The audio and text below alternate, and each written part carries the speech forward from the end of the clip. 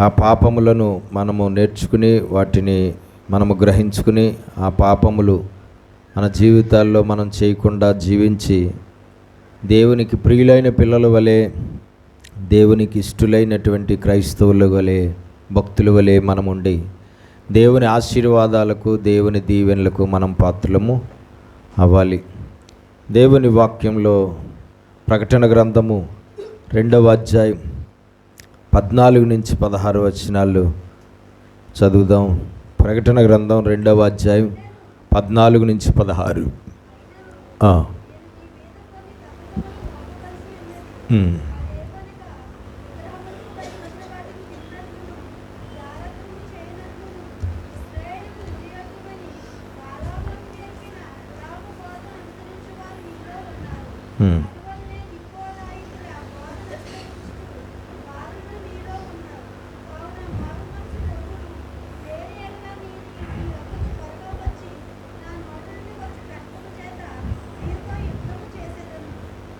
దేవునికి మహిమ కలుగును గాక. మనం చూస్తే 2వ అధ్యాయంలో 14 నుంచి మనం చూస్తే పెర్గము సంఘముతో దేవుడు తెలియపరిచిన మాటలు అక్కడ మనకు కనబడుతున్నాయి. ఆ సంఘంలో కొన్ని తప్పులు, కొన్ని పాపాలు దేవాది దేవుడైన యేసుక్రీస్తు ప్రభువుకు ఆనాడు కనబడడం జరిగింది. వాటి గురించి ఆయన రాస్తూ హెచ్చరించాడు. ఏమని చెప్తున్నాడు అక్కడ?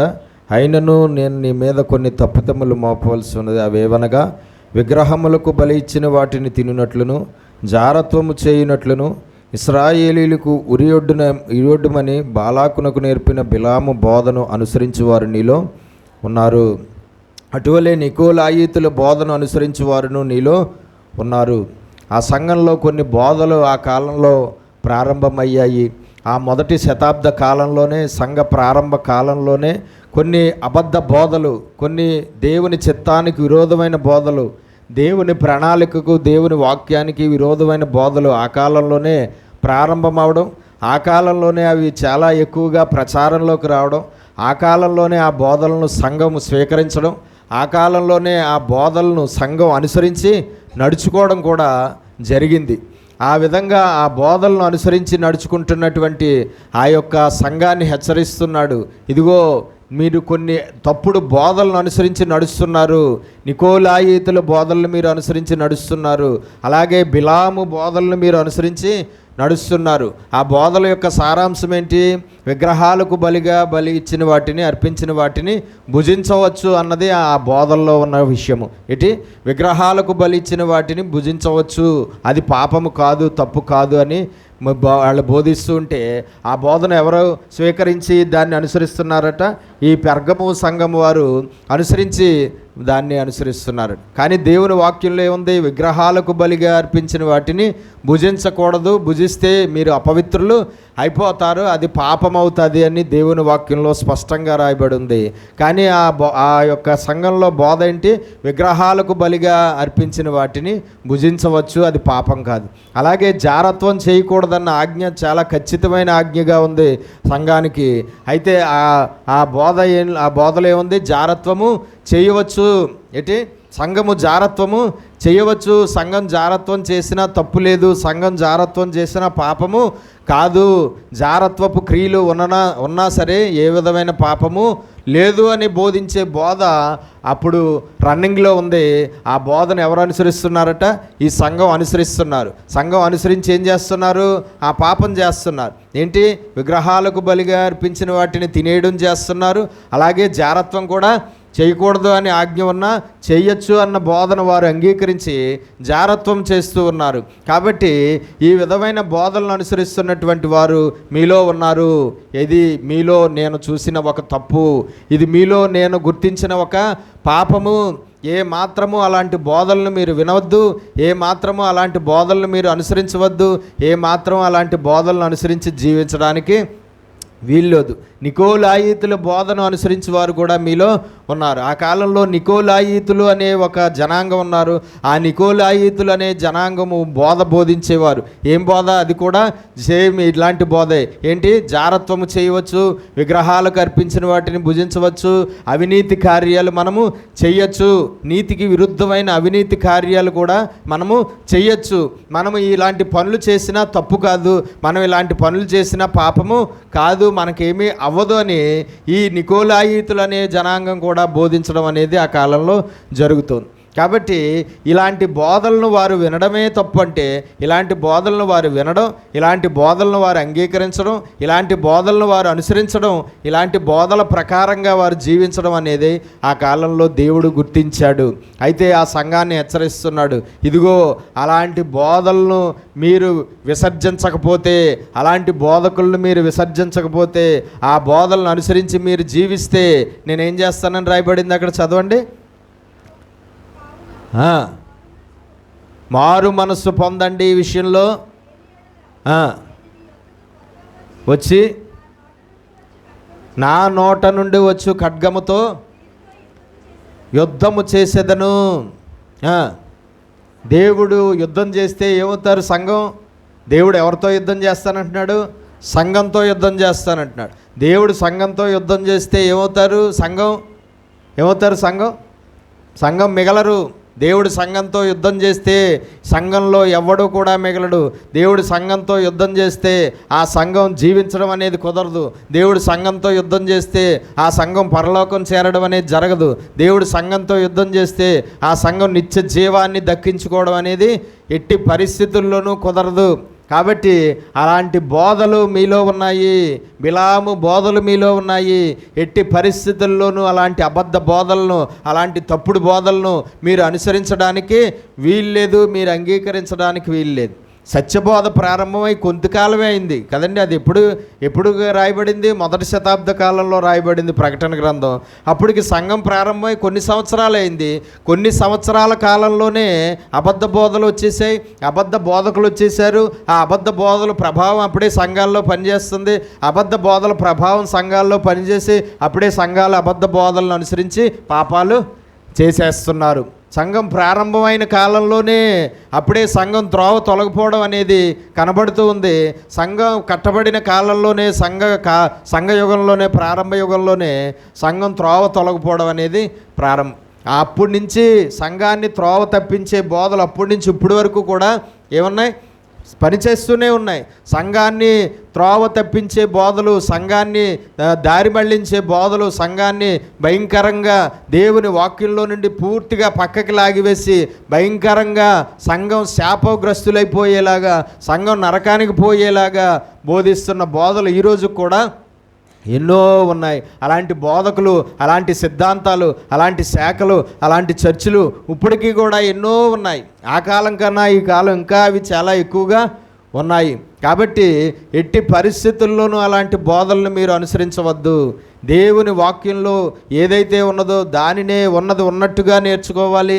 ఉన్నది ఉన్నట్టుగా నేర్చుకుని దాన్ని అనుసరించి జీవించాలి తప్ప లేని బోధలు, అబద్ధ బోధలు, తప్పుడు బోధలు, మోస బోధలు ఆ వాక్యంలో ప్రసంగించి ఆ మనుషులను మోసం చేస్తూ ఉంటే మీరు ఎట్టి పరిస్థితుల్లోనూ ఆ బోధలను అనుసరించి జీవించడానికి వీల్లేదు అని ఆ సంఘానికి ఖచ్చితంగా వేస్తున్నారు. కాబట్టి మనం తెలుసుకోవాల్సింది ఏంటంటే అబద్ధ బోధలను అంగీకరించడం పాపం, అబద్ధ బోధలను అనుసరించి జీవించడం పాపం, అబద్ధ బోధకులను చేర్చుకోవడం పాపం, అబద్ధ బోధకులు చెప్పిన బోధ ప్రకారంగా జీవించడం పాపము. ఆ పాపానికి క్రైస్తవులకు వచ్చే శిక్ష ఏంటి? దేవుడు వారితో యుద్ధము చేస్తాడు. దేవుడు వారితో యుద్ధం చేస్తే వారు ఓడిపోతారు. వారు ఓడిపోయారంటే వారు దేవుని ఉగ్రత అయిన ఆ నరకానికి వెళ్ళిపోతారు తప్ప దేవుని పరలోక రాజ్యంలో అడుగు పెట్టలేరు. కాబట్టి మనం సత్యబోధనే నేర్చుకోవాలి, సత్యబోధ ప్రకారంగానే జీవించాలి. అబద్ధ బోధలేవో సత్యబోధలేవో మనకి ఖచ్చితంగా తెలియాలి. అబద్ధ బోధలేవో సత్యబోధలేవో మనకు తెలియకపోతే, మనం గుర్తించకపోతే ఆ అబద్ధ బోధల్లో మనం కొనసాగేస్తాం, అబద్ధ బోధలను అనుసరించి జీవించేస్తాం. అబద్ధ బోధల్లో ఉన్న ప్రకారంగా మనం నడుచుకుంటే చివరికి ఏమవుతాం? రక్షణ పొందుకుంటామని అనుకుంటాం. కానీ అబద్ధ బోధల్లో కట్టబడిన వారు ఎవ్వరూ కూడా రక్షణ పొందుకోవడం అనేది జరిగే పని కాదు, వారు నిత్య జీవానికి వెళ్ళడం అనేది జరిగే పని కాదు. కాబట్టి ఈ అబద్ధ బోధల విషయంలో మనం ఏ పాపము చేయడానికి వీలు లేదు. ప్రకటన గ్రంథం 2వ అధ్యాయం 20-23. ప్రకటన 2:20-23.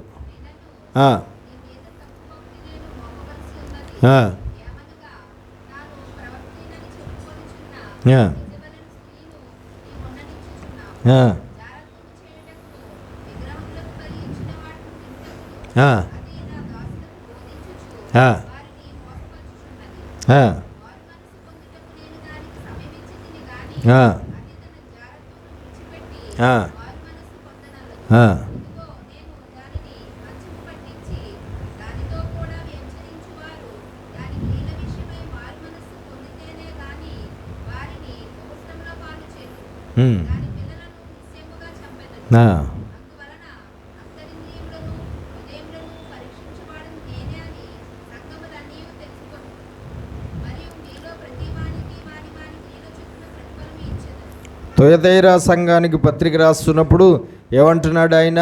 ఆ సంఘంలో ఉన్న పాపాలను కొన్ని ఆయన ఆ సంఘం ముందు పెట్టడం జరిగింది. ఏంటి అది? 20 నుంచి చదివితే ఏంటి? అయినను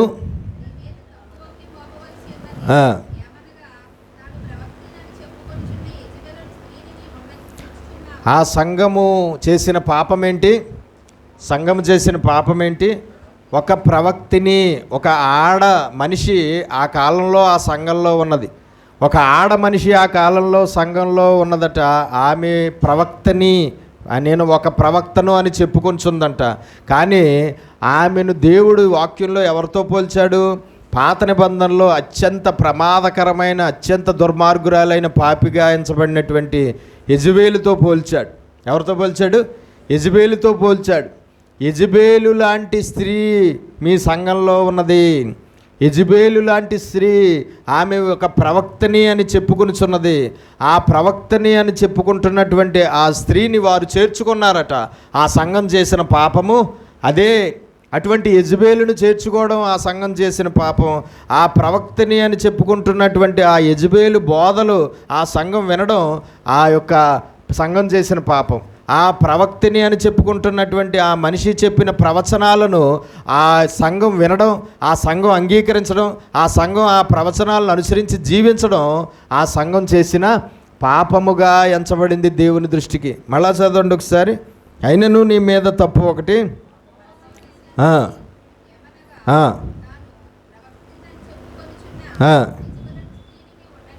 నీవు ఉండనిచ్చుచున్నావు సంఘములో. ఆ స్త్రీ, ఆ యెజబేలు ఏం చేస్తుంది? ఏమని చెప్తుంది? ప్రవచనాలు ఏమని చెప్తుంది? దేవుని సందేశాలు అని చెప్పి ఏం చెప్తుంది? ఆమె జారత్వము చెయ్యవచ్చు.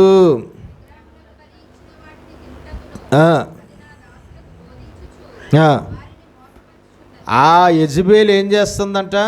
సంఘాన్ని మోసం చేస్తుంది. ఆ యెజబేలు సంఘాన్ని మోసం చేస్తుంది. ఎలాగా? మీరు జారత్వం చేయవచ్చు.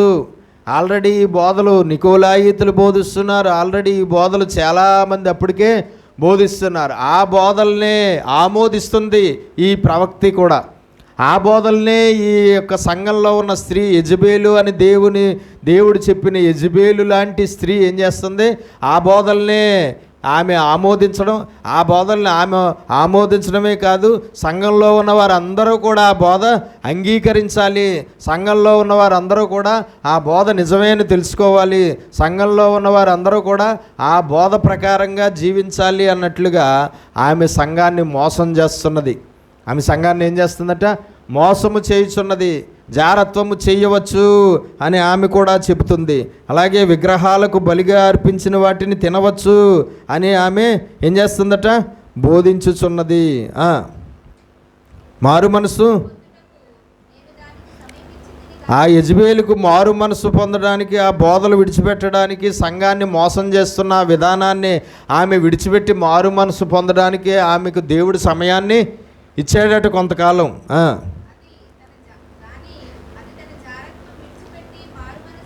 దేవుడు ఎంత సమయం ఇచ్చినా, ఎంతకాలం సమయం ఇచ్చినా ఆమె ఏం చేయలేదట? తన పాపాన్ని విడిచిపెట్టలేదు. సంఘాన్ని మోసం చేసే పని ఏదైతే చేపట్టిందో ఆ పని ఆమె ఏం చేయలేదట? విడిచిపెట్టలేదు.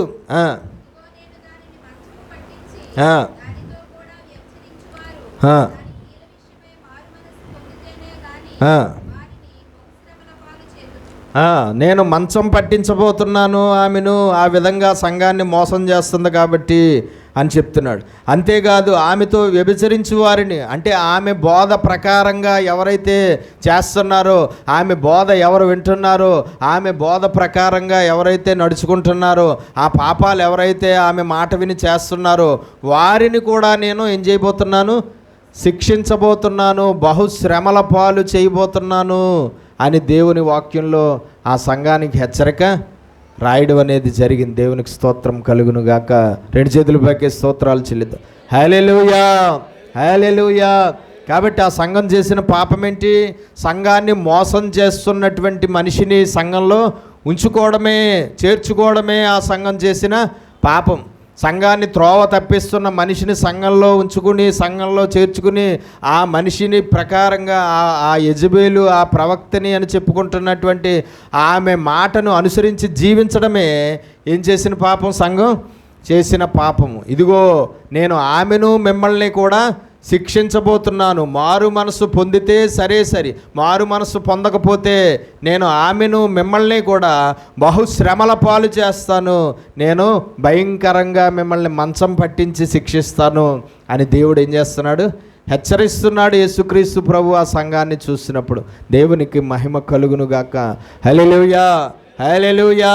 కాబట్టి మనం తెలుసుకోవాలి, ఏ మాత్రము కూడా మనల్ని మోసం చేసేవారు ఎవరో మనం గుర్తించాలి. మనల్ని మోసం చేస్తున్న బోధలేవో మనం గుర్తించాలి. మనల్ని త్రోవ తప్పిస్తున్నటువంటి మనుషులు ఎవరో మనం గుర్తించాలి. ఎవరు ఏది చెప్తే అది వినేయడానికి వీల్లేదు, ఎవరు ఏది చెప్తే అది నమ్మడానికి వీల్లేదు, ఎవరు ఏది చెప్తే దాన్ని ఆమోదించడానికి వీల్లేదు, ఎవరు ఏది చెప్తే దాన్ని స్వీకరించడానికి వీల్లేదు, ఎవరు ఏది చెప్తే అది నిజమని ఒప్పుకోవడానికి వీల్లేదు, ఎవరు ఏది చెప్తే దాని ప్రకారంగా మనుషులు చేయడానికి వీల్లేదు. దేవునికి స్తోత్రం కలుగునుగా. నేటి కాలంలో కూడా మనం చూస్తూ ఉంటే ఇలాంటి ప్రవచనాలు చెప్పేవారు పురుషుల్లో ఎక్కువ మంది ఉంటారు, స్త్రీలలో ఎక్కువ మంది ఉంటారా? ఎందుకుంటారంటారు? పురుషులు ఎవరో చేయరు ఈ పాపం. సంఘాలను మోసం చేసే పాపం సంఘాల్లో పురుషులు ఎవరో చేయరండి. ఎవరు చేస్తారు? స్త్రీలు చేస్తూ ఉంటారు. ఏ అంటారు చెప్పండి? ఎందుకో చెప్పండి. పురుషులు చేస్తారా? పురుషులు ఎవరైనా ప్రవచనం చెప్తాడండి? పురుషులు ఎవరైనా ప్రవచనాలు చెప్తారు? పురుషులు ఎవరైనా దర్శనాలు చెప్తారు? పురుషులు ఎవరైనా చెప్తారా? ఎవరు చెప్తారు? ప్రవచనాలు, దర్శనాలు ఇవన్నీ ఉన్నాయి. ప్రవచనాలు ఉన్నాయి, దర్శనాలు ఉన్నాయి, కళలు ఉన్నాయి, అన్నీ ఉన్నాయి. కానీ ఇందులో ఒరిజినల్ కన్నా డూప్లికేట్ ఎక్కువైపోయాయి. ఇందులో నిజం కన్నా అబద్ధం ఎక్కువైపోయాయి. ప్రతివారు ప్రవక్తలే, ప్రతివారు అభిషేకాలు పొందినవారే, ప్రతివారు దర్శనాలు, ప్రతివారు కళలు, ప్రతివారు ఇదే. జాగ్రత్తగా చూసుకోవాలి, చాలా జాగ్రత్తగా చాలా ఎక్కువ శాతం సంఘాల్లో పురుషులు ఎవరు ఈ పని చేయరండి. ఎవరు చేస్తారు? స్త్రీలే చేస్తారు. ఎందుకంటే స్త్రీలే అపవాదికి బాగా ఇష్టమైన వారు, స్త్రీలే బలమైన సాధనాలుగా వాడికి ఉపయోగపడతారని స్త్రీలనే ఎంచుకుంటూ ఉంటాడు. కానీ మనం తెలుసుకోవాల్సింది ఏంటంటే ఎవరిని నమ్మవచ్చు, ఎవరిని నమ్మకూడదు, ఎవరు చెప్పేది నిజం, ఎవరు చెప్పేది నిజం కాదు, ఎవరిది దేవుని ఆత్మ, ఎవరిది దురాత్మ, ఎవరు చెప్పేది దేవుని సంబంధమైంది, ఎవరు చెప్పేది దురాత్మ సంబంధమైంది, ఎవరు చెప్పేది వారు సొంతంగా వారు సమంతట తామే చెప్పేది అని మనం వివేచించి తెలుసుకోవాలి. అందుకే క్రైస్తవులకి ఏముండాలి? ఎంతో జ్ఞానం ఉండాలి. క్రైస్తవులకి ఎంతో జ్ఞానం, వివేకం ఇవన్నీ కూడా ఎంతో ఎక్కువగా ఉండాలండి. ఎందుకంటే అవి లేకపోవడం వల్లే అపవాది అనేక మందిని నిలబెట్టుకుని సంఘాన్ని ఏం చేస్తున్నాడు? పాడు చేస్తున్నాడు. ఆ జ్ఞానం, ఆ వివేకం లేకపోవడం వల్లే సాతాను సంబంధులు ఎవరో, దేవుని సంబంధులు ఎవరో, సాతాను పిల్లలు ఎవరో, దేవుని పిల్లలు ఎవరో, సాతాను బోధలేయో, దేవుని బోధలేయో, ఎవరిది నమ్మచ్చో ఎవరిది నమ్మకూడదు ఇవేమీ మనకి తెలియకుండా అయిపోతున్నాయి. దేవునికి స్తోత్రం కలుగును గాక. ఈ సంఘాన్ని ఒక స్త్రీ పాడు చేస్తుంది. ఆ స్త్రీని దేవుడు ఎవరితో పోల్చాడు? యెజబేలుతో పోల్చాడు. పాత నిబంధనలో యెజబేలు భయంకరమైన శాపగ్రస్తురాలు. ఈ సంఘంలో ఉన్న ఈ స్త్రీ కూడా ఇప్పుడు ప్రస్తుతం ఆయన పత్రిక రాసే సమయానికి ఆమె భయంకరమైన శాపగ్రస్తురాలు. ఇదిగో ఆమె ఇలాగ తప్పుడు బోధలు మీకు బోధిస్తున్నది, ఆమె తప్పుడు ప్రవచనాలు మీకు బోధిస్తున్నది, ఆమె తప్పుడు సిద్ధాంతాలు మీకు బోధిస్తుంది. ఆమె చెప్పిన మాటలు మీరు వింటున్నారు, ఆమె చెప్పిన మాటలు మీరు విని మీరు మోసపోతున్నారు. ఆమె చెప్పిన మాటలు మీరు విని ఆ పాపాలు మీరు చేస్తున్నారు. ఇదిగో ఆ మనిషిని నేను మంచం పట్టించబోతున్నాను, ఆ మనిషిని ఫాలో అవుతున్న మిమ్మల్ని కూడా మనం ఎవరిని ఫాలో అవ్వాలి చెప్పండి? ఎవరిని ఫాలో అవ్వాలి? దేవుడిని మాత్రమే, వాక్యాన్ని మాత్రమే ఫాలో అవ్వాలి. మనుషులు ఎవరిని మనం ఫాలో అవ్వడానికి వీల్లేదు. దేవునికి స్తోత్రం. మనుషులు ఎవరిని ఫాలో అవ్వడానికి వీల్లేదు. దేవుడిని మాత్రమే ఫాలో అవ్వాలి, వాక్యాన్ని మాత్రమే ఫాలో అవ్వాలి. గుడ్డిగా ఎవరు ఏది చెప్తే అది నమ్మడానికి వీల్లేదు. ఈనాడు సత్యము ఏమైంది? పూర్తిగా కలిపివేయబడింది, చెరిపివేయబడింది. సత్య బోధలు తక్కువైపోయాయి, అబద్ధ బోధలు ఎక్కువైపోయాయి. మనము పురుషుల ద్వారానైనా స్త్రీల ద్వారానైనా సరే మనం చాలా జాగ్రత్తగా ఎవరిది కరెక్టు ఎవరిది కరెక్ట్ కాదు, ఎవరి మీద నిజంగా అభిషేకం పనిచేస్తుంది, ఎవరి మీద నిజంగా అభిషేకం పనిచేయట్లేదు, ఎవరు చెప్పేయి దేవుడివి, ఎవరు చెప్పేయి వారి సొంతయ్యి, ఎవరు చెప్పేది ఏంటి అన్నది మనం చాలా జాగ్రత్తగా తెలుసుకోవాలి, చాలా జాగ్రత్తగా గుర్తించాలి, చాలా జాగ్రత్తగా మనం గ్రహించుకోవాలి. లేకపోతే మోసపోయామంటే దేవునికి కోపం వస్తుంది మన మీద. అక్కడ దేవుడి కోపం ఎవరి మీద వచ్చింది? సంఘాన్ని మోసం చేస్తున్న మనిషి మీద వచ్చిందా? మోసపోయిన వారి మీద కూడా వచ్చిందా దేవుడి కోపం? మీలో ఒక తప్పు ఉందని మోసం చేసిన మనిషితో అన్నాడా? మోసపోయిన మనిషితో అన్నాడా? మోసపోయిన సంఘంతో అన్నాడు. మీలో ఒక తప్పు ఉంది. ఏంటి ఆ తప్పు? ఒక స్త్రీ మిమ్మల్ని తన ప్రవచనాల ద్వారా, తన యొక్క బోధల ద్వారా మోసం చేస్తుంది. మీరు ఆమెను ఎవరి సంబంధం గుర్తించకుండా ఆమెను ఫాలో అయిపోతున్నారు. ఆమె ఎవరి సంబంధం? ఆమె దేవుని సంబంధం కాదు. ఆమెలో పనిచేస్తున్న ఆత్మ దేవుడిదో లేదా దుష్టుడిదో మీరు తెలుసుకోవాలి.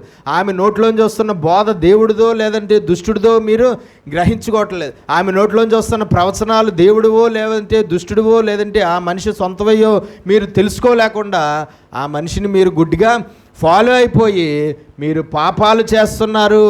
ఇదే నేను మీలో పట్టుకున్న ఒక తప్పు, ఇదే నేను మీలో గుర్తించిన పాపము. ఇదిగో మీరు మారు మనసు పొందితే సరే, పొందకపోతే మీరు చేసిన ఈ పాపాన్ని బట్టి బహుశ్రమలు మీకు కలగజేస్తాను. ఏం కలగజేస్తాను? బహుశ్రమలు కలగజేస్తాను నేను. దేవునికి మహిమ కలుగునుగాక. హల్లెలూయా. కాబట్టి ఏ మాత్రము అటువంటి మనుషులకు మనం చోటు ఇవ్వడానికి వీల్లేదు. ఏంటండి? అటువంటి మనుషులకు మనం చోటు ఇవ్వడానికి వీల్లేదు. అటువంటి యెజబేలు మనం చేర్చుకోవడానికి వీల్లేదు. అటువంటి యెజబేలు బోధలు మనం అంగీకరించడానికి వీల్లేదు. మనం ఆ బోధలను బట్టి పాపాలు చేయడానికి వీల్లేదు. 3వ అధ్యాయం 1వ వచనం.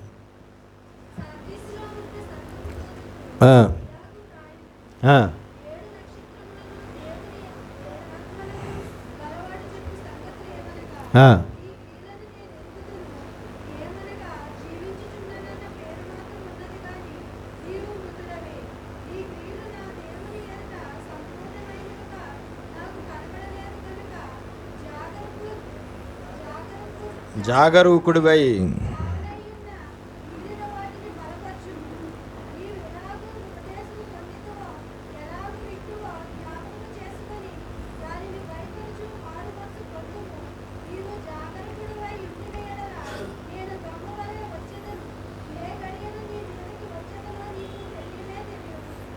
సంఘంలో ఉన్న పాపం ఏంటి?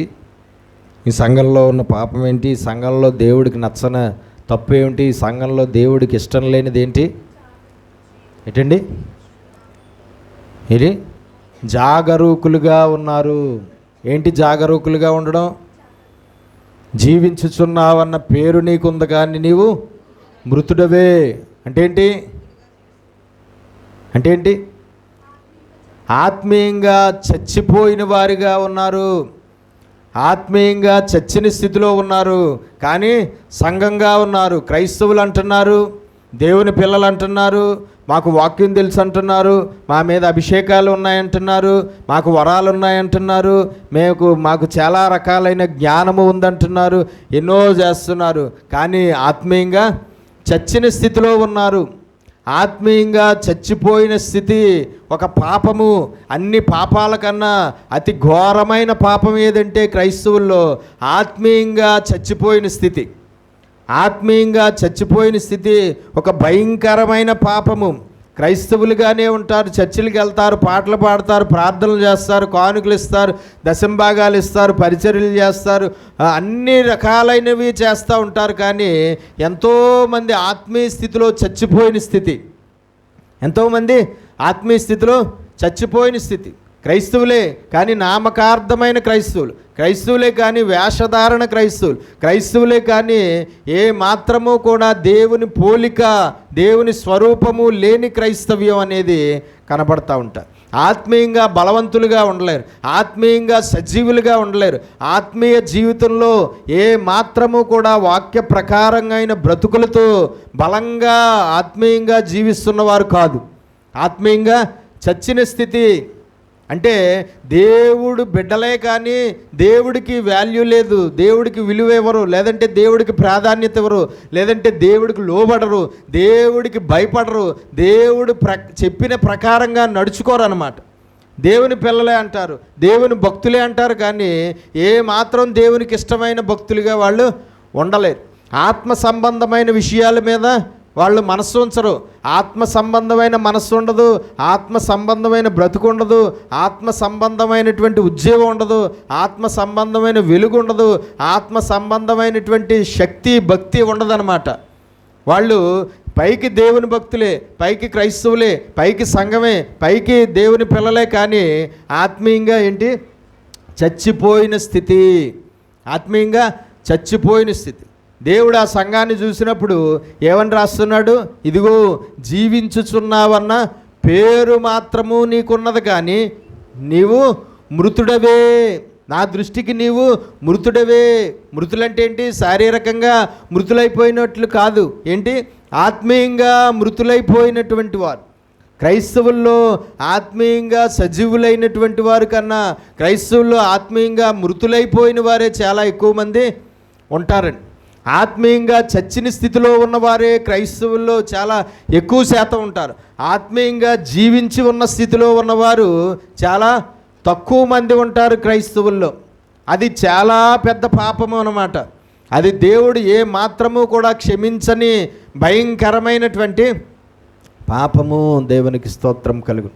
ఇంకా వాళ్ళు ఆత్మీయంగా అభివృద్ధి చెందడానికి ఏ పనులు చేయాలో ఆ పనులు ఏమీ చేయరన్నమాట. ఆత్మీయంగా శక్తివంతులు అవడానికి ఎలాగా ఉండాలో అలాగ ఉండరు. ఒక వాక్యం మీద శ్రద్ధ ఉండదు, ఒక బైబిల్ ధ్యానం మీద శ్రద్ధ ఉండదు, ఒక వ్యక్తిగత ప్రార్థన మీద శ్రద్ధ ఉండదు, ఒక కుటుంబ ప్రార్థన మీద శ్రద్ధ ఉండదు, ఒక మందిరానికి వెళ్ళే విషయంలో సరిగ్గా శ్రద్ధ ఉండదు, ఒక కుటుంబం అంతా దేవుడిని ఆరాధించే విషయంలో శ్రద్ధ ఉండదు, లేదంటే భయం కలిగి జీవించే విషయంలో సరిగ్గా ఉండరు, వాక్య ప్రకారంగా జీవించే విషయంలో సరిగ్గా ఉండరు. లోకంలో జీవిస్తూ ఉంటారు, పాపంలో జీవిస్తూ ఉంటారు, దేవుడికి విరోధంగా జీవిస్తూ ఉంటారు. రకరకాలైన దేవునికి ఆయాసకరమైన క్రియలు, ఆయాసకరమైనటువంటి నడవడిక, ఆయాసకరమైన ప్రవర్తన, దేవుడికి పూర్తిగా ఇష్టం లేని మనస్తత్వము, ఇష్టం లేని గుణలక్షణాలు, ఇష్టం లేని క్రియలు, ఇష్టం లేని ప్రవర్తన, ఇష్టం లేని స్వభావం, ఇష్టం లేనిటువంటి బ్రతుకుతూ ఉంటారన్నమాట. ఏ మాత్రము కూడా ఆత్మీయంగా జీవించి ఉన్నటువంటి స్థితిలో లేనివారుగా ఉంటారు. ఇది చాలా ఘోరమైన పాపము. ఈ పాపానికి క్షమాపణ ఎవ్వరికీ దొరకదండి ఎట్టి పరిస్థితులు. వేరే పాపాలకు క్షమాపణ దొరుకుతుందేమో, కానీ ఈ పాపానికి మాత్రం క్షమాపణ ఇవ్వడు. ఒకవేళ ఆత్మీయంగా చచ్చిన స్థితిలో ఉండి భౌతికంగా కూడా చచ్చిపోతే ఒక క్రైస్తవుడు, వెంటనే ఆ క్రైస్తవుడు ఆత్మ ఎక్కడికి వెళ్ళిపోతుంది? నరకానికి పోతుంది తప్ప రక్షణ పొందుకునే అవకాశం ఎట్టి పరిస్థితుల్లోనూ ఉండదు. కాబట్టి ఆ సంఘం ఎలా ఉందంటే, పరిస్థితి ఎలా ఉందంటే, ఇదిగో నీవు జీవించుచున్నావన్న పేరు మాత్రము నీకున్నది, కానీ నీవు మృతుడవే.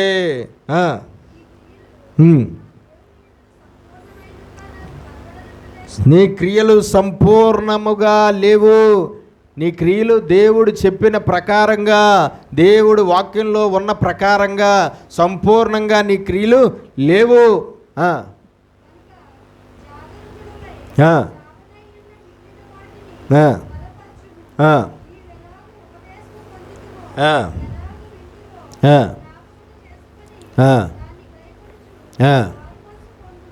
కాబట్టి మనం తెలుసుకోవాల్సింది ఏంటంటే, ఆత్మీయంగా చచ్చిన స్థితి భయంకరమైన పాపము దేవుని దృష్టికి. ఆత్మీయంగా చచ్చిపోయిన స్థితి ఎవరిలో ఉంటుందో వాళ్ళు భయంకరమైన పాపులు. వాళ్ళు ఏ మందిరానికి వెళ్ళేవారైనా, వాళ్ళు ఎన్ని సంవత్సరాల నుంచి దేవుని బిడ్డలుగా కొనసాగుతున్న వారైనా, ఆత్మీయంగా చచ్చిన స్థితిలో ఉన్నటువంటి క్రైస్తవులు ఎవ్వరూ కూడా దేవుడి నిత్య జీవాన్ని స్వతంత్రించుకునే అవకాశము లేదు. వారికి ఎవ్వరికీ కూడా దేవుడి రాజ్యంలో అడుగుపెట్టే అవకాశం. వారు మారు మనసు పొంది ఆత్మీయంగా చచ్చిన స్థితిలో నుండి మారు మనసు పొంది వారి క్రియలు సరిచేసుకుని వారు ఆత్మీయంగా జీవించిన స్థితిలోనికి వస్తే సరే, ఒకవేళ వాళ్ళు ఆ స్థితిలోనికి రాకపోతే వాళ్ళు ఏమవుతారండి? చూడండి, ఆనాడు ఆదాము అవ్వలు చచ్చిపోయారు. మీరు తింటే చచ్చిపోతారని. ఎలా చచ్చిపోయారు వాళ్ళు? ఆత్మీయంగా చచ్చిపోయారు. ఆ స్థితి అన్నమాట. ఆత్మీయంగా చచ్చిన స్థితి అంటే ఏ స్థితి? ఆదాము అవ్వల స్థితి. లేదంటే జీవించుచున్నావు అన్న పేరు మాత్రం నీకు ఉన్నది, కానీ నువ్వు మృతుడివే అంటే ఏ స్థితి? ఆదాము అవ్వలు స్థితి అన్నమాట. ఆదాము అవ్వలు ఎలాగైతే ఉన్నారో అదే స్థితి. ఆదాము అవ్వలు అలాగ ఉండడం వల్ల ఏమయ్యారో మనకి తెలుసు. వాళ్ళకి ఏ శాపాలు వచ్చాయో తెలుసు. వాళ్ళు ఎటువంటి పరిస్థితిని పొందుకున్నారో తెలుసు. ఎవరైతే ఈ విధంగా ఆత్మీయంగా చచ్చిన స్థితిలో ఉంటారో సేమ్ వాళ్ళు కూడా ఆదాము అవ్వల్లాగా ఏమవుతారు? శాపగ్రస్తులైపోతారు. దేవుని యొక్క భయంకరమైన ఉగ్రతను వారు ఎదుర్కోక తప్పదు. కాబట్టి ఇది చాలా ఘోరమైన పాపం, ఆత్మీయంగా చచ్చిన స్థితి. 3వ అధ్యాయం 15 నుంచి 17 వచనాలు. 3వ అధ్యాయం 15 నుంచి 17.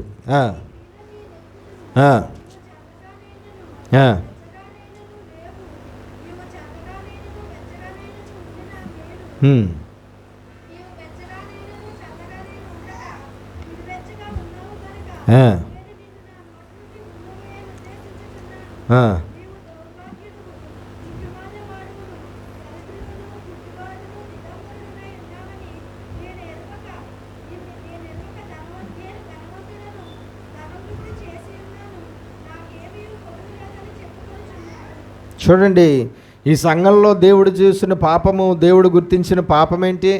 లవోదికీయ సంఘంలో నులివెచ్చని స్థితి. ఏంటండి? నులివెచ్చని స్థితి. నులివెచ్చని స్థితి ఏదైతే ఉందో అది భయంకరమైన పాపం దేవుని దృష్టికి. ఏంటి?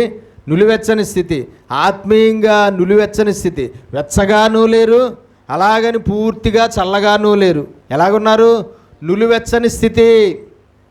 ఆ నులివెచ్చని స్థితి భయంకరమైన పాపము దేవుడి దృష్టికి. ఆ నులివెచ్చని స్థితిలో ఉన్నటువంటి క్రైస్తవుల్ని ఏమంటున్నాడు? ఈ సంఘానికి ఇచ్చిన వార్నింగ్ ఏంటి?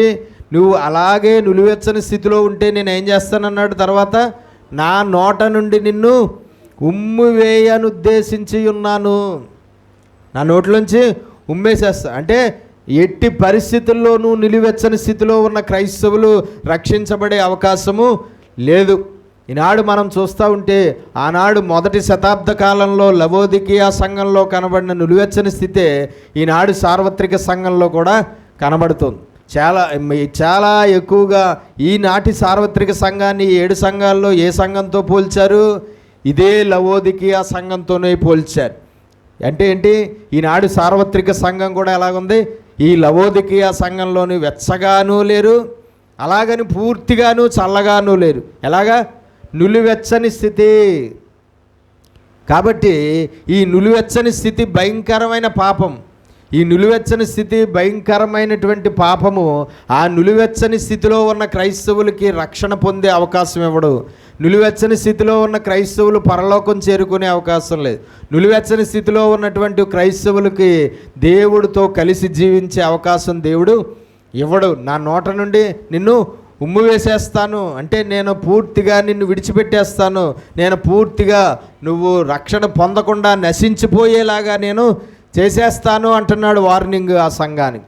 కాబట్టి నులివెచ్చని ఈనాడు కూడా మనం క్రైస్తవుల్లో ఎంతోమందిని చూస్తే ఏ స్థితి కనబడుతుంది? నులివెచ్చని స్థితే కనబడుతుంది.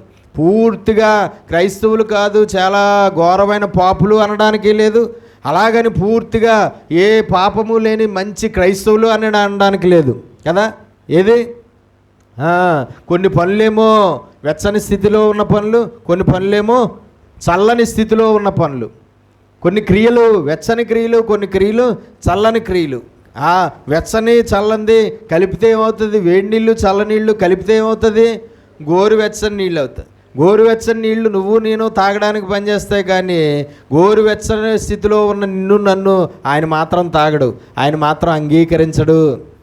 మనమైతే ఖచ్చితంగా గోరువెచ్చని నీళ్ళు చాలా మంచి అంటాం, గోరువెచ్చని నీళ్ళతో స్నానం చేస్తాం, గోరువెచ్చని నీళ్ళు తాగి ఆరోగ్యంగా ఆరోగ్యంగా ఉన్నాము అని చెప్పుకుంటూ ఉంటాం. కానీ గోరువెచ్చని స్థితి దేవుడికి ఇష్టము లేదు. దేవుడికి ఏ స్థితి కావాలంటున్నాడు? వెచ్చగా ఉండాలి, అంటే పెర్ఫెక్ట్గా ఉండాలి. క్రైస్తవుడిగా ఉన్న నీవు, సంఘంగా ఉన్న నీవు, భక్తుడిగా ఉన్న నీవు, భక్తురాలుగా ఉన్న నీవు, విశ్వాసిగా ఉన్న నీవు ఖచ్చితంగా ఎలాగుండాలి? పూర్తిగా వెచ్చని స్థితిలో ఉండాలి. పూర్తిగా దేవుడికి వాక్య ప్రకారమైన జీవితం ఉండాలి. పూర్తిగా దేవుని యొక్క ఆజ్ఞానుసారమైన బ్రతుకు ఉండాలి.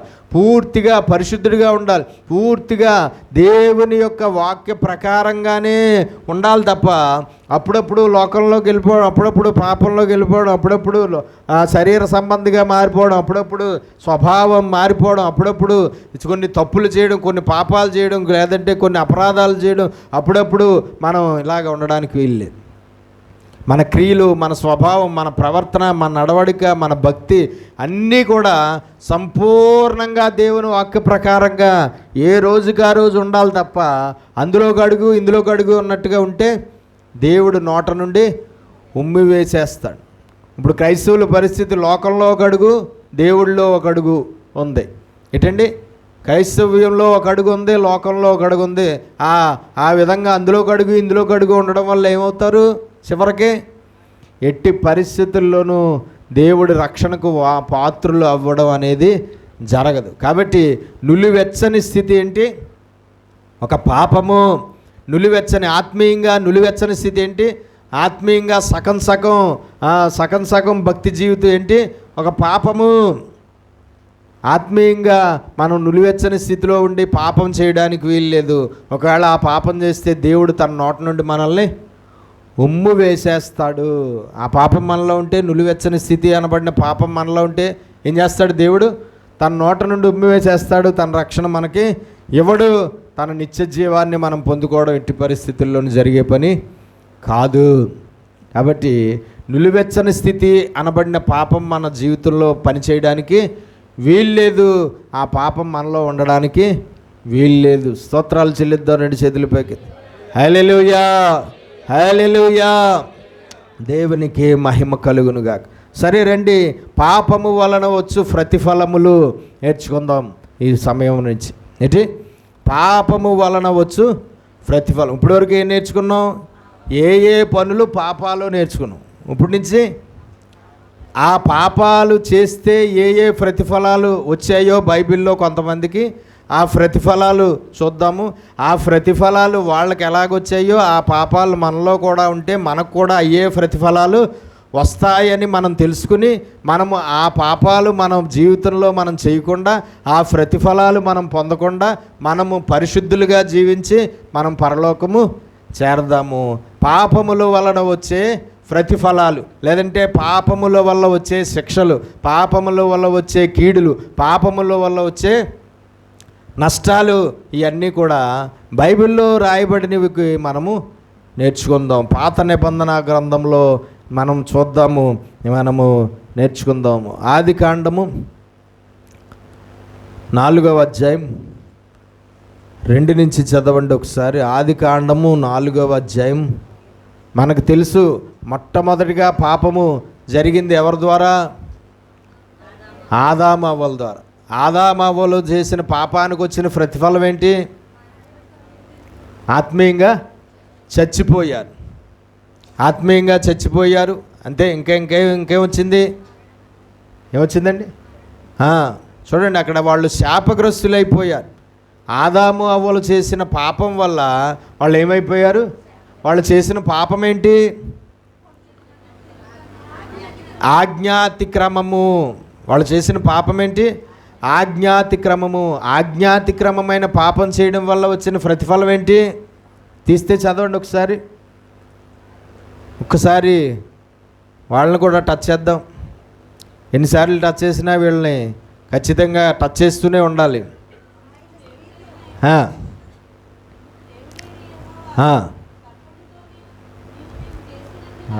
ఎన్నో అధ్యాయం ఎన్నో వచనం చెప్పండి ఒకసారి.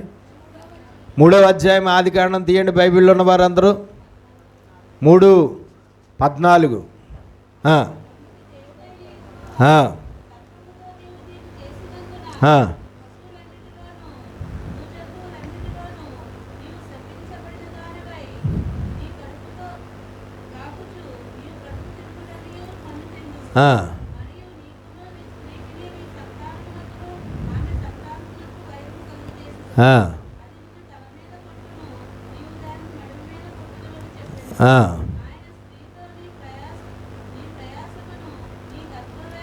స్త్రీకి వచ్చిన శాపం అక్కడ రాయబడింది.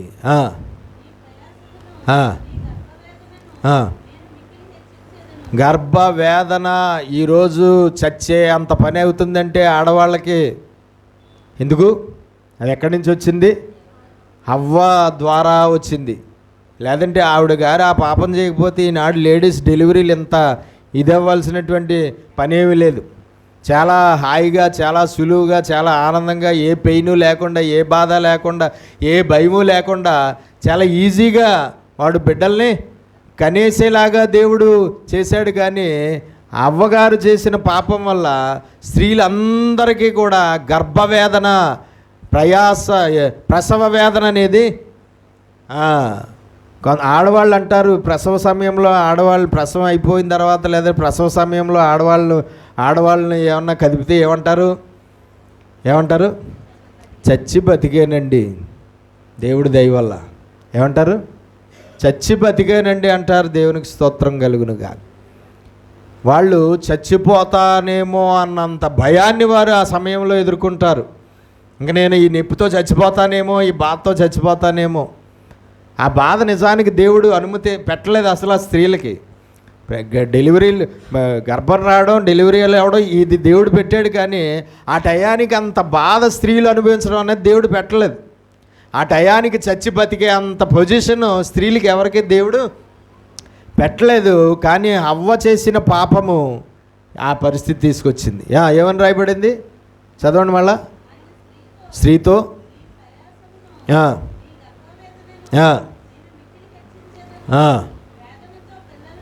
వేదనతో పిల్లలను కందువు. భయంకరమైన బాధతో, భయంకరమైన వేదంతో, భయంకరమైన బెంగతో, భయంకరమైన చింతతో, భయంకరమైనటువంటి టెన్షన్తో, భయంకరమైన శరీర సంబంధమైన నొప్పితో నువ్వు పిల్లల్ని కంటావు.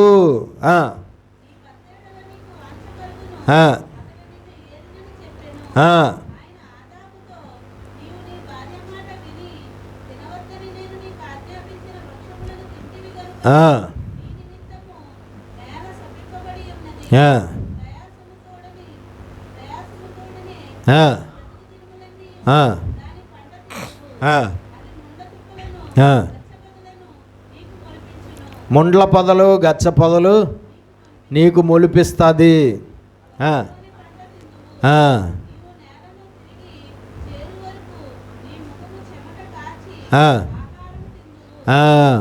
ఈనాడు మగవాళ్ళు అందరూ రెక్కల ముక్కలు చేసిన గొడ్డుల్లాగా డ్యూటీల్లో కష్టపడవలసిన పరిస్థితి ఎందుకు వచ్చింది?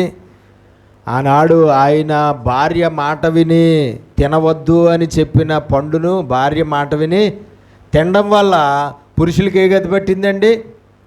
చెమటూర్చి కష్టపడవలసిన చెమటూర్చి ఎంతో ఎక్కువ సమయం వారి ఉద్యోగాల్లో కానీ, వ్యాపారాల్లో కానీ, వారు జీవనోపాధికి వారు ఎన్నుకున్న వృత్తుల్లో చెమటూర్చి కష్టపడి ఆ పని చేయవలసినటువంటి పరిస్థితి పాపం వల్ల వచ్చింది. దేని వల్ల వచ్చిందండి? పాపం వల్ల వచ్చింది. ఆ శిక్షలు వాళ్ళిద్దరితో ఆగలేదు.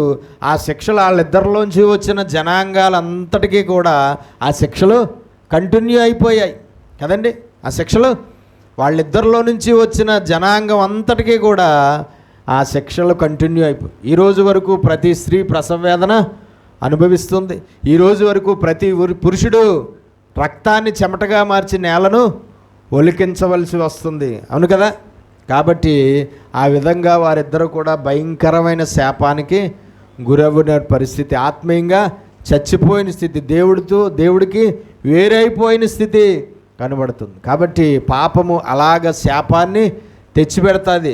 పాపం వల్ల శ్రమలు వస్తాయి, పాపం వల్ల శోధనలు వస్తాయి, పాపం వల్ల కష్టాలు వస్తాయి, పాపం వల్ల బాధలు వస్తాయి, పాపం వల్ల మరణం వస్తుంది, పాపం వల్ల భౌతిక మరణం కూడా వస్తుంది, పాపం వల్ల రోగాలు వస్తాయి.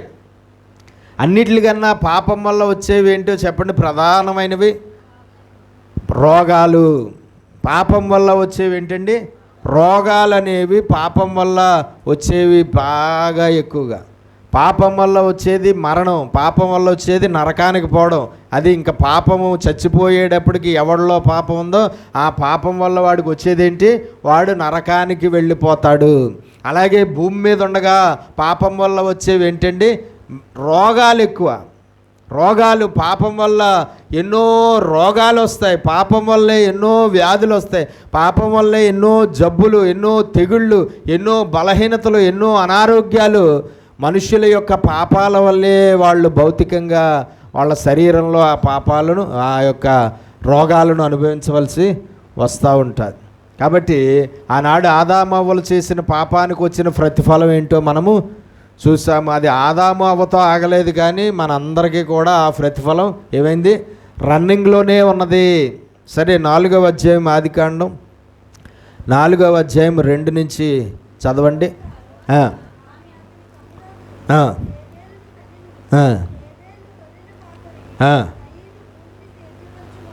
హేబేలు కయ్యీను ఎవరు? వీళ్ళిద్దరూ ఆదాము అవ్వలకు పుట్టిన సంతానం. ఆదాము అవ్వలకు పుట్టిన మొదటి సంతానం ఎవరు? మొదటి సంతానం ఆదాము అవ్వలకు పుట్టిన మొదటి సంతానం కయ్యీను. రెండవ సంతానం ఇంకా ఉన్నారా? వాళ్ళిద్దరైనా లేరట ఏంటండి? కాబట్టి ఆదాము అవ్వలకు పుట్టిన సంతానం, మొదటి సంతానం ఎవరు? కయ్యీను. తర్వాత సంతానం ఎవరు? హేబేలు. వాళ్ళిద్దరి గురించి రాయబడినది ఏంటో చూద్దాం. అందులో పాపం చేసిన వాడు ఎవడో చూద్దాం. ఏమని రాయబడి చదవండి ఒకసారి మళ్ళా 2 నుంచి.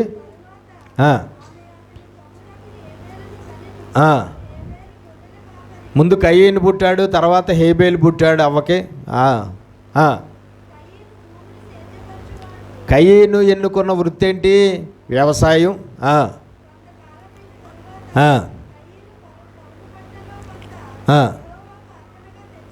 కొంతకాలం తర్వాత యెహోవాకు అర్పణ తీసుకొచ్చాడు. అతడికి పండిన పంటలో కొంతదాన్ని దేవుడికి అర్పణగా తీసుకొచ్చాడు, కానుకగా.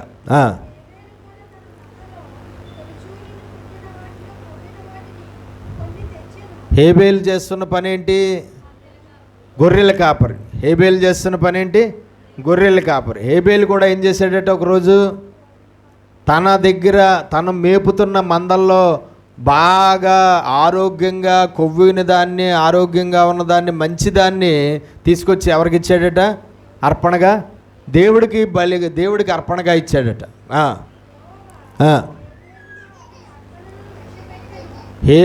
యెహోవా హేబేలును అతని అర్పణను లక్ష్యపెట్టెను. కయ్యీనును అతన్ని అర్పణను ఆయన లక్ష్య పెట్టలేదు.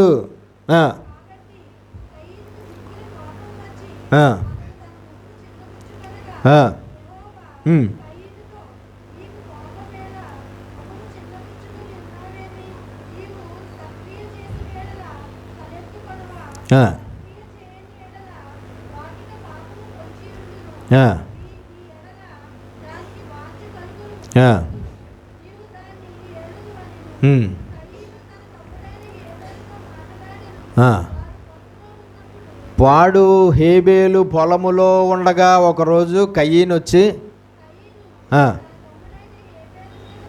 పిడి అతనిని చంపెను. హేబేలు మీద పడి అతన్ని చంపెను. తమ్ముడిని చంపేశాడు అన్నయ్య.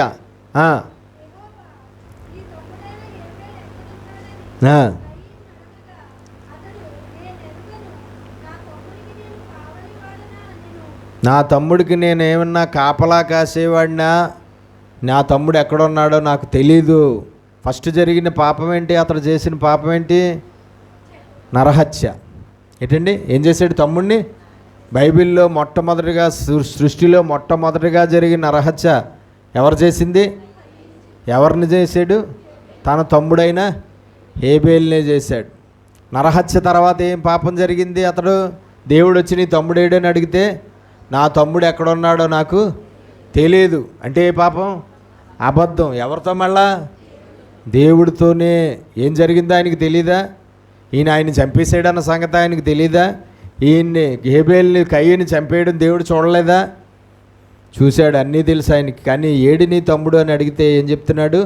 నాకు తెలియదు ఎక్కడున్నాడో, అయినా ఆడికి నేను ఏమన్నా కాపలా కాసేవాడినా అని చాలా గీరగా సమాధానం చెప్పాడు. ఎవరికి?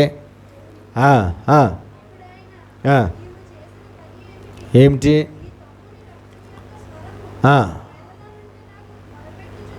నీ తమ్ముని రక్తము నేల మీద ఒలికింది, నేలలో నుండి ఆ రక్తము ఏం చేస్తుంది? నాకు మొర్ర పెట్టుచున్నది.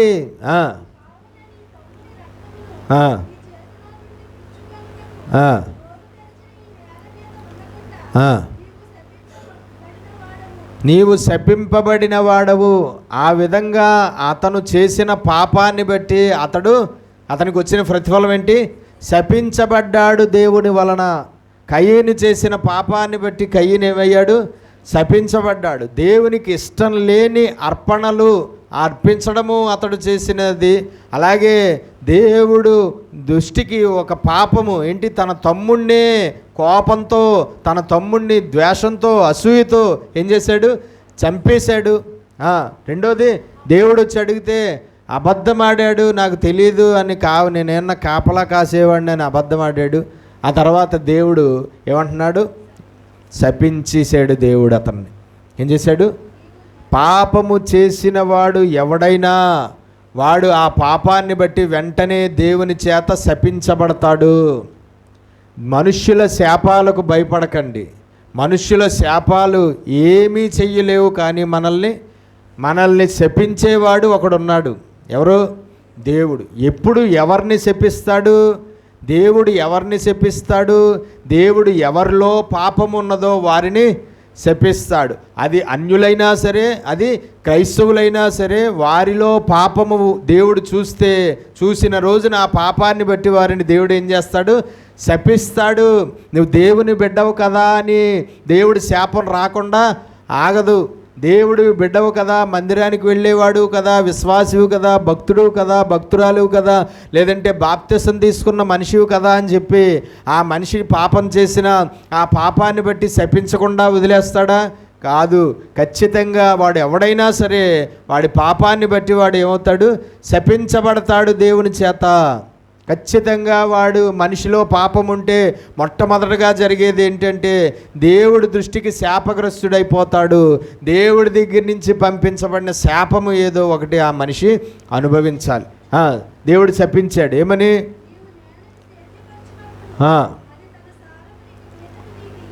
ఏంటి? నువ్వు వ్యవసాయం చేస్తున్నావు, నేలను సజ్జపరుస్తున్నావు, పంటను కోస్తున్నావు.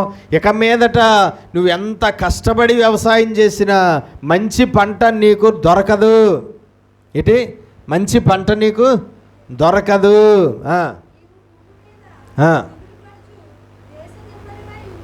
భూమి మీద నీవు దేశ దిమ్మరిగా తిరుగుతావు.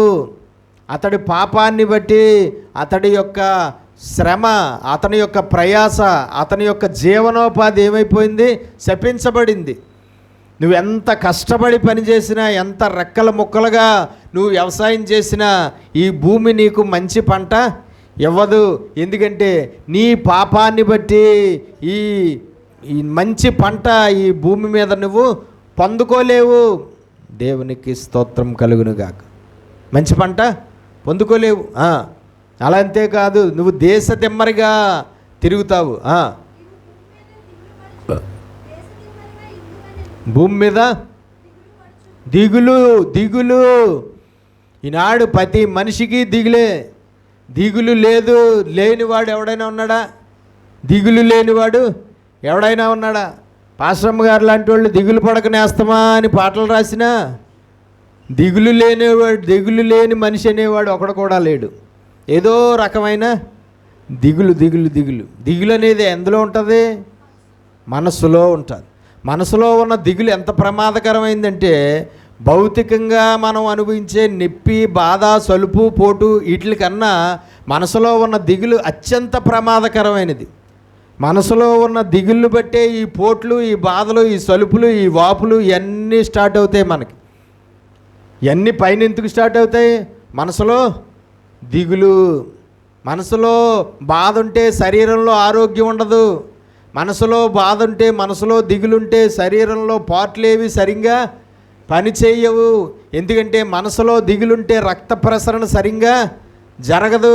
మనసులో దిగులుంటే రక్త ప్రసరణ ఆయా అవయవాలకి సరిగ్గా జరగకపోవడంతో ఆయా అవయవాలన్నీ కూడా పాడవడం, లేదంటే బాధలు కలగజేయడం, లేదంటే అనారోగ్యం పాలైపోవడం, బాధల పాలైపోవడం ఇవన్నీ కనబడతాం. మనసులో దిగులు దేన్ని బట్టి వస్తుంది? ఏ మనిషికైనా మనసులో దిగులు అనుభవించే మనిషి దేనిని బట్టి ఆ మనసులో దిగులు అనుభవించవలసి వస్తుంది? వాని జీవితంలో ఉన్న పాపాన్ని బట్టి. వాని జీవితంలో ఉన్న పాపాన్ని బట్టి ఆ మనిషి తన మనసులో దిగులు అనుభవించవలసిన పరిస్థితి, సిచ్యువేషన్ అక్కడ తయారవుతుంది. దేవునికి స్తోత్రం. దిగులుతో నువ్వు ఉంటావు, దేశ దిమ్మరిగా తిరుగుతావు. నువ్వు కష్టపడి భూమి మీద వ్యవసాయం చేసినా మంచి పంట నీకు రాదు, కష్టానికి తగిన ప్రతిఫలము రాదు.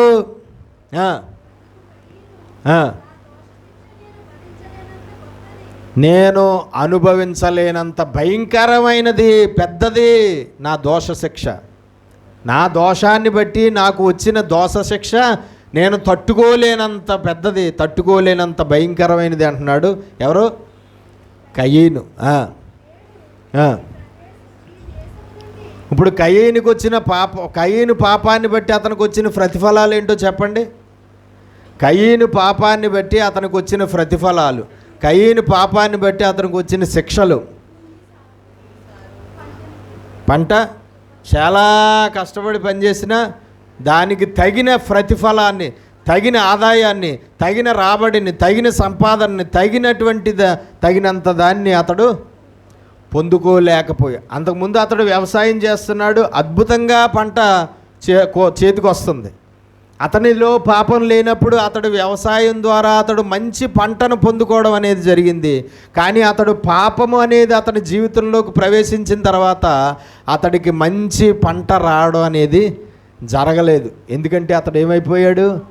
శాపగ్రస్తుడైపోయాడు. అతడి జీవితంలో అతడు చేసిన పాపాన్ని బట్టి అతడు మొట్టమొదటిగా పొందిన ప్రతిఫలం శాపగ్రస్తుడు, శాపం పొందాడు. అతడు పాపాన్ని బట్టి అతడు దిగులు అనేది జీవితాంతం అనుభవించవలసి వచ్చింది మనసులో. అతడు పాపాన్ని బట్టి అతడి ప్రయాసకు తగిన ప్రతిఫలము, అతని కష్టానికి తగిన ప్రతిఫలం, అతడు చేసే వృత్తిలో మంచి ప్రతిఫలము, మంచి ఆదాయం, మంచి రాబడి, మంచి సంపాదన అతడు పొందుకోలేకపోయాడు. తర్వాత అతడు దేశ దిమ్మరిగా, ఎలాగండి? దేశ దిమ్మరిగా దేశాన్ని పట్టుకుని దేశం అంతా తిరిగి ఆఖరికి ఎక్కడ పోయాడో, ఎక్కడ చచ్చిపోయాడో కూడా ఎవరికి తెలియనంత పరిస్థితి. దేశ దిమ్మరైపోయాడు. కాబట్టి అతడుకు వచ్చిన పాపాన్ వల్ల వచ్చిన ప్రతిఫలాలు ఏంటి? అతడు చేసిన పాపాలేంటి? నరహత్య, అబద్ధమాడడం, ఇంకోటి దేవునికి ఇష్టం లేని అర్పణ. చూడండి, క్రైస్తవులు ఎన్నోసార్లు దేవునికి అర్పణలు అర్పిస్తారు. కానీ నీ అర్పణ దేవునికి ఇష్టమైందా లేదా? నువ్వు అర్పించిన అర్పణ దేవుడికి ఇష్టమైందా లేదా, ప్రియమైందిగా ఉందా లేదా, అది చూసుకోవాల్సిన అవసరం చాలా. దేవునికి ఇష్టం లేని అర్పణలు అర్పిస్తూ ఉంటారు, దేవుడు కోరుకోలేని అర్పణలు అర్పిస్తూ ఉంటారు, దేవుడికి నచ్చని అర్పణలు అర్పిస్తూ ఉంటారు, దేవుడికి కోపం వచ్చే అర్పణలు అర్పిస్తూ ఉంటారు. కానీ నీ అర్పణ దేవుడికి ఇష్టమైందా లేదా? అర్పణ ఇష్టం అవ్వాలంటే ముందు అర్పించేవాడు ఇష్టం అవ్వాలి. అర్పించేవాడు ఇష్టమైతేనే వాడు అర్పించే అర్పణ అది ఏదైనా సరే దేవునికి ఇష్టమవుతుంది. ఆయన అర్పణ దేవుడికి ఇష్టం అవ్వలేదు. ఎందుకు? మనిషే ఇష్టం అవ్వలేదు దేవుడికి. మనిషే ఇష్టం అవ్వలేదు దేవుడికి. ఎందుకంటే ఆ మనిషి ఎలాంటి వాడో దేవుడికి తెలుసు. ఆ మనిషి అంతరంగం ఏంటో దేవుడికి తెలుసు. ఆ మనిషి తన తమ్ముడిని చంపకముందే ఆ మనిషి తన తమ్ముడిని చంపుతాడు అన్న సంగతి తెలుసు. ఆ మనిషి అబద్ధం ఆడకముందే ఆ మనిషి దేవుడితో అబద్ధం ఆడతాడు అన్న సంగతి తెలుసు. ఆ మనిషి హృదయము బాగోలేదు. ఏం బాగోలేదు? ఆ మనిషి హృదయం బాగోలేదు. కాబట్టి అతడు దేవుడి దగ్గర ముందు అంగీకరించబడలేదు. అతని మనస్తత్వాన్ని బట్టి, అతని అంతరంగాన్ని బట్టి, అతడి హృదయాన్ని బట్టి అతడు మొదట దేవుడి దగ్గర అంగీకరించబడలేదు. అందుకనే అతడు తెచ్చిన అర్పణ కూడా దేవుడు అంగీకరించలేదు. హేబేలు దేవుడి దగ్గర అంగీకరించబడ్డాడు, మనిషిగా అంగీకరించబడ్డాడు, మనస్తత్వం అంగీకరించబడింది, మనస్సాక్షి అంగీకరించబడింది, అందుకనే హృదయం అంగీకరించబడింది, అందుకనే అతడు అర్పించిన అర్పణ కూడా అంగీకరించబడింది. శ్రేష్టమైన అర్పణ అతడు అర్పించాడు. ఇతడు మాత్రం మామూలుగా పండిన దాంట్లో కొంత భాగాన్ని తెచ్చి అర్పించాడు. అయితే అతడు ఆ అర్పణను బట్టి, దేవుడు అతని అర్పణను అంగీకరించలేని దాన్ని బట్టి, దేవుడు హేబేలు అర్పణను అంగీకరించిన దాన్ని బట్టి ఇంకా ఒక పాపం ఉంది, ఇంకో పాపం చేశాడు అతడు. ఏంటి అసలు అతన్ని చంపడానికి కారణం ఏంటి? తమ్ముడిని చంపడానికి కారణం ఏంటి? అసూయ. ఏంటండి? అసూయ అనే పదం ఇంకా సృష్టిలోకి భూమి మీదకి రాలేదు, కానీ అసూయ అనే పని ప్రారంభమైపోయింది. నరహత్య అనే పదం ఇంకా బైబిల్ గ్రంథంలో, ధర్మశాస్త్ర గ్రంథంలో దేవుడు ఇంకా ఇవ్వలేదు, కానీ నరహత్య ప్రారంభం. అబద్ధం అనే పదం, అబద్ధం అనేది పాపం అని ఇంకా ధర్మశాస్త్రం రాలేదు, కానీ అబద్ధం అనేది వచ్చేసింది. దేవునికి స్తోత్రం కలుగును గాక. కాబట్టి దేంతో చంపేశాడు తమ్ముడిని? అసూయ. నా అర్పణ అంగీకరించలేదు, వాడి అర్పణను దేవుడు అంగీకరించాడు అన్న అసూయతో ఏం చేశాడు? చంపేయాలి. అంతకుముందు హత్యలేనా జరిగినాయా? చంపేయాలి అన్నది అసలు ఎలాగొచ్చింది అతనికి? ఆ థాట్ ఎలాగొచ్చింది? మొదటి నుంచి పాపము చేయవాడు ఎవడని రాయబడింది? అపవాది మొదటి నుండి పాపము చేయవాడు. ఆజ్ఞాతిక్రమమైన పాపమైనా లేదంటే ఏ రకమైన పాపమైనా ఒక మనిషి చేశాడంటే దానికి మూల కారణం ఎవడు? అపవాది. ఆ మనిషి చేత ఆ పాపాన్ని చేయించేవాడు అపవాదే మనలో ఉండి, మనతో ఉండి, మన ఆలోచనలో ఉండి, మన క్రియల్లో ఉండి, మన ప్రవర్తనలో ఉండి, మన హృదయంలో ఉండి మనల్ని ఏం చేస్తాడు? పాపము చేయిస్తాడు. పాపము చేయువాడు అపవాది సంబంధి. పాపము చేయువాడు అపవాది సంబంధి. కాబట్టి మనం తెలుసుకోవాల్సింది ఏంటంటే, ఎట్టి పరిస్థితుల్లోనూ అపవాదికి అందుకే ఏమివ్వకూడదన్నాడు? చోటు ఇవ్వవద్దు అని రాయబడి. కాబట్టి ఆనాడు కయ్యను వరుసపెట్టి టకమని అన్ని పాపాలు చేసుకుంటూ పోయాడు. ఆ కయ్యను చేసిన పాపాలకి ఎన్ని ప్రతిఫలాలు వచ్చాయో మనము చూసాం. దేవునికి స్తోత్రం కలుగునుగా. కయ్యను పుట్టించింది ఎవరు? కయ్యను ఆదాము అవ్వకు ఇచ్చింది ఎవరు? అవ్వ ఏమని ప్రార్థన చేసింది పుట్టగానే? యెహోవా దయ వలన నేనొక మనుష్యుణ్ణి సంపాదించుకున్నాను అన్నది. అంటే యెహోవా వలన పుట్టాడు కయ్యను, కానీ ఏమైపోయాడు? ఆ యెహోవా దృష్టికి శాపగ్రస్తుడైపోయాడు. ఏం చేయడం వల్ల? పాపము లేదంటే పాపములు చేయడం వల్ల దేవుని దృష్టికి, పుట్టించిన వాడి దృష్టికే ఏమైపోయాడు? పాపిగా మారిపోయాడు. పుట్టించిన వాడి దృష్టికే పాపిగా మారిపోవడం వల్ల పుట్టించిన వాడి దగ్గర నుంచే ఆ మనిషికి ఏమొచ్చింది? శాపం వచ్చింది. పుట్టించిన వాడి దగ్గర నుంచే ఆ మనిషికి ఏమొచ్చింది? శిక్షలు వచ్చాయి. పుట్టించిన వాడి వల్లే దిగులు అనుభవించవలసి వచ్చింది. పుట్టించిన వాడి వల్లే దేశ దిమ్మరైపోయాడు. పుట్టించిన వాడి వల్లే అతడికి కష్టానికి తగిన ఆదాయం రాకుండా పోయింది. పుట్టించిన వాడి వల్లే కుక్క చావలసి వచ్చింది. ఎవరు? మనకి ఏమొచ్చినా ఎవరి దగ్గర నుంచి వస్తాయి? ఏదొచ్చినా దేవుడి దగ్గర నుంచే. ఆశీర్వాదం వచ్చినా దేవుడి దగ్గర నుంచే, శాపం వచ్చినా దేవుడి దగ్గర నుంచే. ఏది వచ్చినా దేవుడి దగ్గర నుంచే మనకు వస్తాయి తప్ప దేవుడి దగ్గర నుంచి కాకుండా వేరే ఒక దగ్గర నుంచి ఏది మనకు రాదు. ఏది వచ్చినా అది దేవుడి దగ్గర నుంచే వస్తుంది. అయితే ఆశీర్వాదం వస్తే వాడి సత్క్రియలను బట్టి ఆశీర్వాదం వస్తుంది. శాపం వస్తే వాడి పాపాన్ని బట్టి శాపం వస్తుంది తప్ప మనం ఏమీ మాత్రము కూడా ఇంకోటి ఏదీ లేదు. కాబట్టి మనం తెలుసుకోవాల్సింది ఏంటంటే ఆశీర్వాదాలైనా దేవుడే ఇస్తాడు, శాపాలైనా దేవుడే ఇస్తాడు. ఖచ్చితంగా మనం ఆశీర్వాదాలకు వారసులంగా ఉన్నాం కాబట్టి శాపాలు మనకు రావు, శాపగ్రస్తులు అవ్వము, శాపము మనకు దేవుడు పంపడు అని అనుకోవద్దు. ఆశీర్వాదం ఇచ్చిన వాడే శాపాన్ని కూడా ఇస్తాడు. నిన్ను పుట్టించిన వాడే ఒకవేళ ఆ పాపాన్ని బట్టి నిన్ను మరణింప చెయ్యాలంటే పుట్టించిన వాడే నిన్ను మరణము పొందేలాగా కూడా చేయగలడు. పుట్టించిన వాడే నీ లోపల ఆత్మను దీపంగా పెట్టినవాడే నీ పాపాన్ని బట్టి ఆ ఆత్మనే దీపాన్ని అగ్నిగుండంలో పడేసి కాల్చివేస్తాడు. ఆ దేవుడే. ఏం చేసినా దేవుడే, ఏం చేసినా దేవుడే. దుష్టుడి వల్ల వచ్చింది, సాతాను వల్ల వచ్చింది అని అనుకుంటాం, లేదంటే మనుషుల వల్ల వచ్చింది అని అనుకుంటాం, లేదంటే దెయ్యాల వల్ల వచ్చింది అని అనుకుంటాం.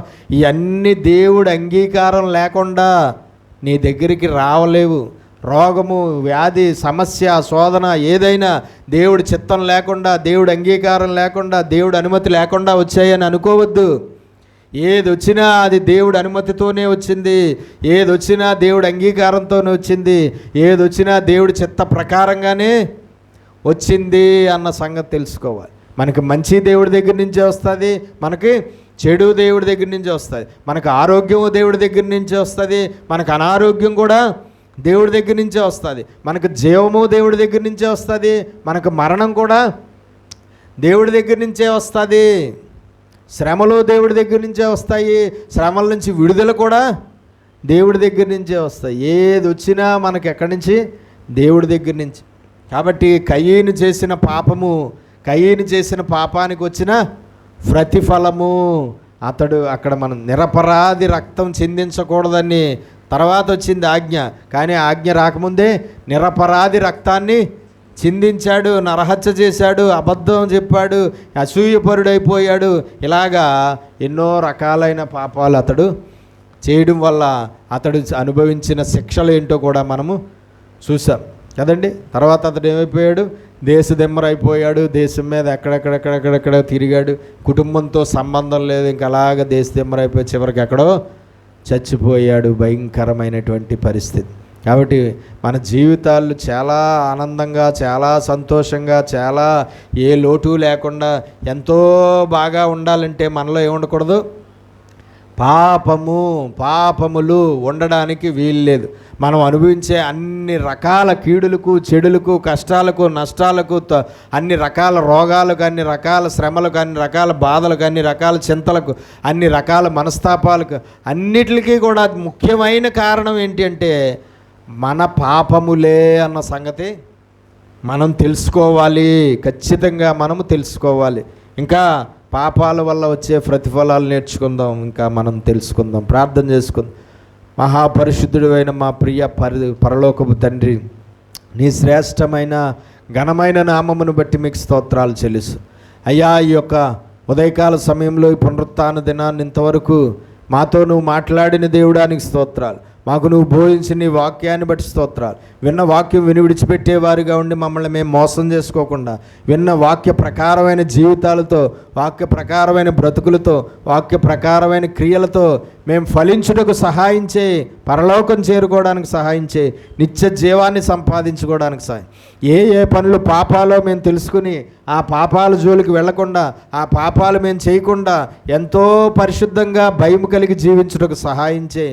పాపాల వల్లే వచ్చే ప్రతిఫలాలు, పాపాల వల్ల వచ్చే నష్టాలు, పాపాల వల్ల వచ్చే కష్టాలు, పాపాల వల్ల వచ్చే భయంకరమైన శిక్షలు మా జీవితంలో మేము అనుభవించకుండా నీకు ప్రియులైన పిల్లల వలె జీవించి, నీకు ఇష్టమైన భక్తి జీవితం కలిగి ఉండి, నీ ఆశీర్వాదాలకు వారసులంగా ఈ భూమి మీద జీవించి, తర్వాత భూమిని విడిచిపెట్టి నీ పరలోకం చేరుకుని నిత్య జీవం అనే నిత్య బహుమానాన్ని పొందుకోవడానికి మాకు సహాయం చేయమని యేసు పరిశుద్ధ నామమున ప్రార్థన అడిగి వేడుకొనుచున్నాం పరమ తండ్రి.